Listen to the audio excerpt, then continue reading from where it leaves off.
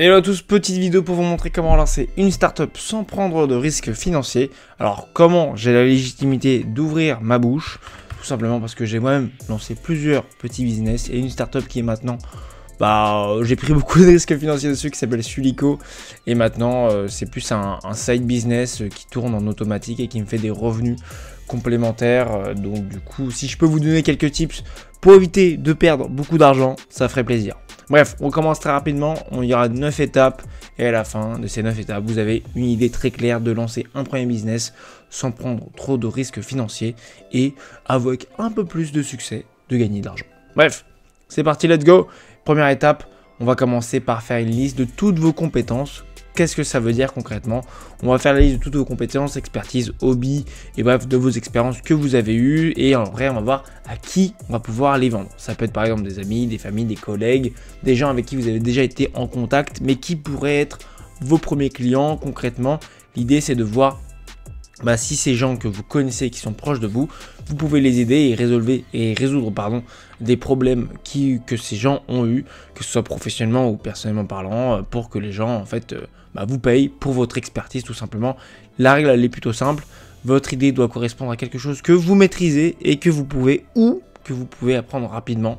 Donc par exemple, si vous êtes dans le marketing, vous ne lancez pas dans la physique quantique, voilà, ce genre de choses, très clair. L'idée, on part sur une bonne base. L'idée, c'est que vraiment, vous faites une to-do list, une liste de vraiment toutes vos expertises, toutes les expériences que vous avez eues. Et si vous n'avez pas eu beaucoup d'expérience, vous faites une liste de choses que vous pouvez apprendre plus ou moins rapidement en 1 ou 3 ou 6 mois.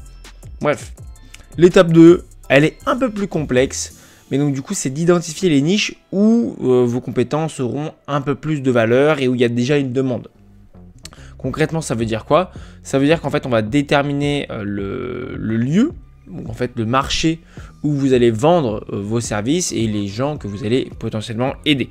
La première étape, ça va être du coup avoir une sorte de démographie, de voir qui vous allez aider, que ce soit des entrepreneurs, des étudiants, des parents, et ensuite de voir un peu faire un profil psychologique de ces gens. Donc ça va être de voir concrètement, c'est quoi leur objectif? Par exemple, si on veut viser les entrepreneurs, c'est quoi leur objectif à ces entrepreneurs? C'est quoi leur désir? C'est quoi leur peur? Pour un peu appuyer sur ces points psychologiques et ainsi faire levier et du coup mieux vendre vos services. Le deuxième gros point important, c'est un peu quand on a établi qui on allait aider, c'est identifier leurs points de douleur, donc leurs problématiques.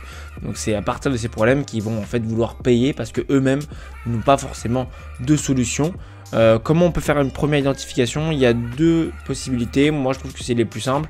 Soit vous checkez sur des forums et des groupes type Reddit, Quora, Facebook, ou sinon vous allez sur les avis produits et les problèmes fréquents. Donc par exemple, moi ce que j'aime bien faire, c'est aller sur Trustpilot et rechercher directement tous les avis de mes concurrents ou des personnes avec qui que je vais potentiellement aider, et ensuite de voir concrètement c'est quoi les avis négatifs sur ces produits, sur ces situations, et comment moi je peux résoudre le problème qu'ont ces gens qui mettent des avis négatifs. Et ensuite, la troisième chose, c'est d'observer ce que font les concurrents. Donc ça revient un peu à ce qu'on s'est dit par rapport à Trustpilot, de voir ce que font déjà des concurrents et en fait de voir comment on peut potentiellement résoudre ce problème soit différemment, soit d'une meilleure manière, soit de manière moins chère tout simplement. Donc pour ça c'est très simple, on a plusieurs plateformes comme Fiverr, Upwork ou Etsy pour voir s'il y a déjà des concurrents, ou sinon vous pouvez voir tout ce qui est sur YouTube ou avec ChatGPT ou Mistral, ce genre de choses. Bref, c'est pas trop compliqué de trouver des concurrents en général, l'idée c'est juste de voir comment eux font les choses et comment vous pouvez faire mieux, moins cher ou plus rapidement, et ensuite d'évaluer la rentabilité. Donc en fait la rentabilité elle s'évalue de manière plutôt rapidement, soit c'est en fonction de l'urgence, donc si c'est des gens qui ont besoin de résoudre un problème de manière très urgente, de manière très vite, ils vont vouloir payer beaucoup plus cher. Si c'est fréquent, du coup ils vont aussi vouloir payer plus cher.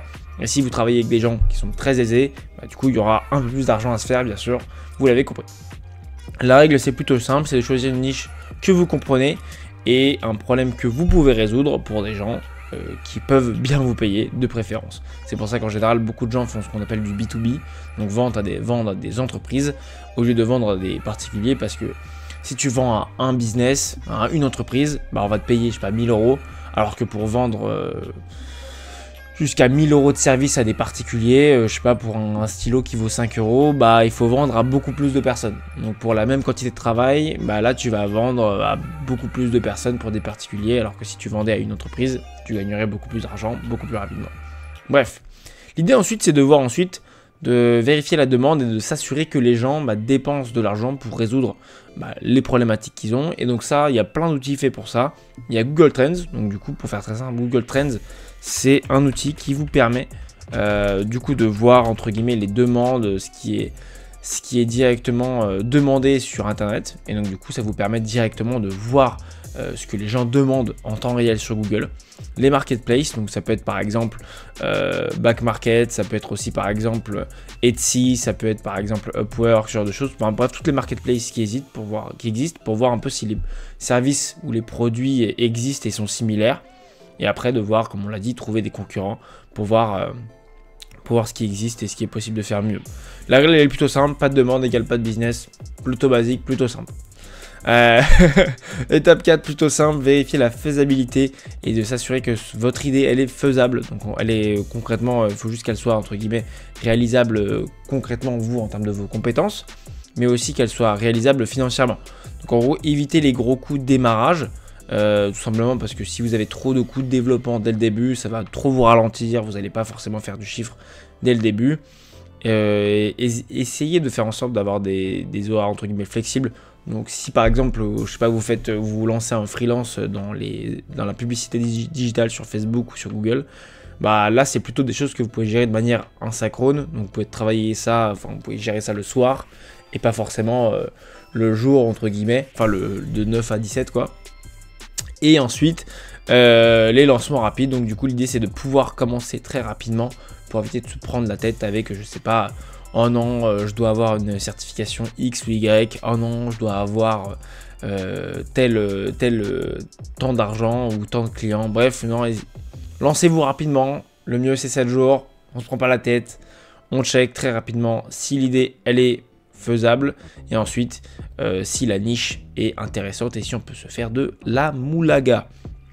Étape 5, plutôt simple, valider l'idée rapidement pour voir si on peut lancer une idée, pour voir si c'est une idée entre guillemets profitable. Pour faire ça, on va faire ce qu'on appelle un MVP. Donc un MVP c'est quoi? C'est une version simplifiée de notre premier produit. Donc si vous lancez du service, bien sûr, ça peut être entre guillemets un service minimum. Donc par exemple, au lieu de le dire aux gens, je vais recréer votre site pour qu'il ait un meilleur SEO, qu'il soit plus beau, vous dites juste aux gens, je te fais un site. Mais site banal, voilà, faire version basique. Tu promets rien sur le SEO, tu promets rien sur la beauté, tu dis juste je te fais un site. Et donc essayez de lancer une offre version simplifiée de toutes vos demandes, enfin de tous vos produits et de tous vos services. Et comment on fait entre guillemets une version simplifiée? En gros, c'est plutôt simple. Ce que vous faites, c'est que vous testez la chose sur les réseaux et ensuite vous voyez s'il y a de la demande. S'il y a de la demande, s'il y a au moins une demande et s'il y a au moins une personne qui paye, ça veut dire que ça peut aider au moins une personne et que potentiellement vous avez juste à trouver les personnes qui sont similaires aux clients qui viennent vous payer. Aussi simple que ça. La règle, c'est plutôt simple, c'est que votre idée est validée dès que vous gagnez de la moulaga. Plutôt basique, dès que vous gagnez de l'argent quoi. Dès que vous gagnez de l'argent, ça veut dire que l'idée est validée, on se prend pas trop la tête. L'idée à partir de ça, c'est comment on peut faire pour entre guillemets filtrer toutes vos idées, comment on peut faire, ok, je connais plein de gens qui ont plein d'idées toute la journée et c'est trop bien, mais comment on peut faire pour réduire et filtrer ces idées en fonction de certains critères. Premier critère, c'est la rentabilité, donc on a un peu parlé avant, mais c'est juste de voir tout ce qui est à forte marge et à coût faible. Donc par exemple, si vous faites du service, donc si vous vendez des services, je sais pas, financiers, marketing, etc., c'est des services, enfin, il y a beaucoup de marge, puisque c'est votre cerveau qui tourne, donc vous n'avez pas besoin de payer quoi que ce soit. Si vous faites par exemple, si vous vendez un logiciel, là par exemple, il y a beaucoup de marge, puisqu'en fait, vos coûts de serveur, c'est pas grand chose. Par contre, si vous vendez, je sais pas, des fruits et légumes, de la nourriture, là il y a peu de marge, et les coûts sont plutôt importants comparé aux produits que vous comparez au prix final. Et en plus, vous devez faire du volume parce que du coup, comme vous faites pas trop de marge, vous devez vendre à beaucoup de gens. Donc c'est un peu compliqué. Deuxième chose, c'est la scalabilité. Qu'est-ce que c'est la scalabilité? C'est le principe de croître de manière un peu exponentielle, sans entre guillemets toujours avoir entre guillemets une ressource en plus pour faire un plus 1. C'est pas très clair ce que je dis, mais en gros, quand vous, dans une PME, une entreprise normale, si vous voulez faire par exemple, je sais pas, 50 000 € de chiffre d'affaires en plus, bah, un chef d'entreprise va se dire dans une PME normale, bah, si je veux faire 50 000 € de chiffre d'affaires en plus, je dois embaucher un commercial en plus. Parce qu'un commercial égale 50 000 €. Et en fait, il n'y a pas cette vision de scalabilité dans le sens où un commercial peut faire 200 000, un commercial peut faire 300 000, etc., etc., etc. Alors que là, en fait, l'idée, c'est que vous devez vous dire, bon bah ok, si je mets 1 € en plus dans mon entreprise, est-ce que ça va me rapporter 2 ? Ou est-ce que ça peut me rapporter 10, 15, 20, 30 d'un coup? L'idée, c'est de voir, ok, bon bah chaque euro investi, est-ce que ça va croître mon entreprise de manière linéaire, comme ça? Ou est-ce que ça va faire croître mon entreprise de manière exponentielle? La 7e étape, c'est de choisir parmi ces catégories, tout simplement. Donc en gros, c'est des catégories qui ont été testées et que moi-même j'ai testé personnellement. C'est plutôt simple. C'est de lancer un business de service, donc par exemple de la rédaction freelance, de gérer des réseaux sociaux. Ensuite, la deuxième catégorie, c'est de lancer des produits digitaux. Alors là, je peux vous le dire aussi d'expérience, puisque j'ai vendu pas mal de templates Notion et d'automatisation Make, ce genre de choses. Ça marche plutôt bien, dès que vous avez montré comment ça marche et que vous avez des résultats, des avis déjà, ça peut déjà être qualitatif. Vous pouvez aussi vendre des services physiques, comme par exemple des gardes d'animaux, des nettoyages de téléphone, etc. Ou du e-commerce. Alors le e-commerce, ça marche très bien aussi. C'est pas forcément mon dada, mais je sais que ça marche. Mais c'est pas du tout mon dada parce que je sais qu'il faut faire beaucoup de volume et que c'est beaucoup de gestion de logistique. Et pour moi, c'est beaucoup plus relou, tout simplement. Mais bref, c'est pas mon dada. Ensuite, l'idée c'est que vous devez tester, ensuite continuer et développer et itérer. L'idée c'est juste de continuer et itérer à chaque fois. Concrètement, vous allez vous fixer un objectif pour, par exemple, je sais pas, trouver votre premier client en 30 jours. Et ensuite, vous allez ajuster en fonction de tous les retours que vous avez, de tous les clients que vous avez. Si par exemple, vous avez 10 clients qui viennent, je sais pas, d'un marché très spécifique, comme par exemple, je sais pas, l'agriculture, vous allez vous dire, ah bah je vais aider les entrepreneurs dans l'agriculture à mieux gérer leur site web, à mieux trouver des clients. Bref, vous allez vous préciser de plus en plus et vous spécialiser à chaque fois et ajuster votre offre, votre prix ou même vos services. Et ensuite, à la fin, c'est plutôt simple. L'idée, c'est de scaler, donc de faire grossir de manière exponentielle votre business, tout simplement. Et comment on va faire ça? On va systématiser. Donc en gros, c'est qu'au lieu de se dire, bon, bah, je dois mettre plus d'argent pour gagner plus, on va se dire, ok, bon, on va mettre des outils en place ou des processus en place ou externaliser des processus pour, du coup, gagner plus de temps, gagner plus d'argent, aussi simple que ça. La deuxième chose qu'on peut faire, c'est faire de l'upsell. En gros, c'est vendre des services ou des offres complémentaires. Donc par exemple, je sais pas, imaginons, je vais à la Fnac, j'achète un livre, on va dire un manga One Piece, et là on me propose la figurine One Piece qui va avec. Du coup, on me fait un upsell, puisque de base, moi j'avais acheté le manga, et donc là on me vend en plus la figurine. C'est de l'upsell, c'est un service, enfin c'est un produit qui est complémentaire au produit principal que j'ai acheté. Et la troisième chose, bien sûr, c'est d'améliorer vos outils et vos campagnes publicitaires ou vos méthodes commerciales pour avoir plus de clients, avoir des meilleurs outils, gagner plus d'argent. Bref, c'est plutôt entre guillemets basique comme analyse, mais bon bref, l'idée c'est que ça vous permet de pas forcément avoir besoin de mettre de l'argent entre guillemets pour vous lancer, et concrètement ça vous permet aussi de tester votre première idée avec sans argent, sans rien. Donc là, lancer un business je sais pas, d'accompagnement financier ou d'accompagnement marketing, ça vous coûte rien et c'est aussi simple que ça. Bref, si vous devez juste si on devait juste faire un récap, c'est juste étape 1, commencez par vos compétences, faites une liste de vos compétences. Étape 2, identifiez la niche où vous pouvez vendre vos compétences vu qu'il y a une demande déjà existante. Pour vérifier la demande, vous utilisez des outils comme par exemple Google Trends ou Trustpilot. Ensuite, étape 4, vous vérifiez la faisabilité, la rentabilité de la chose pour voir si c'est rentable ou quoi. Ensuite, vous validez l'idée. Donc l'idée, c'est de lancer une version simplifiée en moins de 7 jours ou en moins de 30 jours si vraiment 7 jours c'est trop court.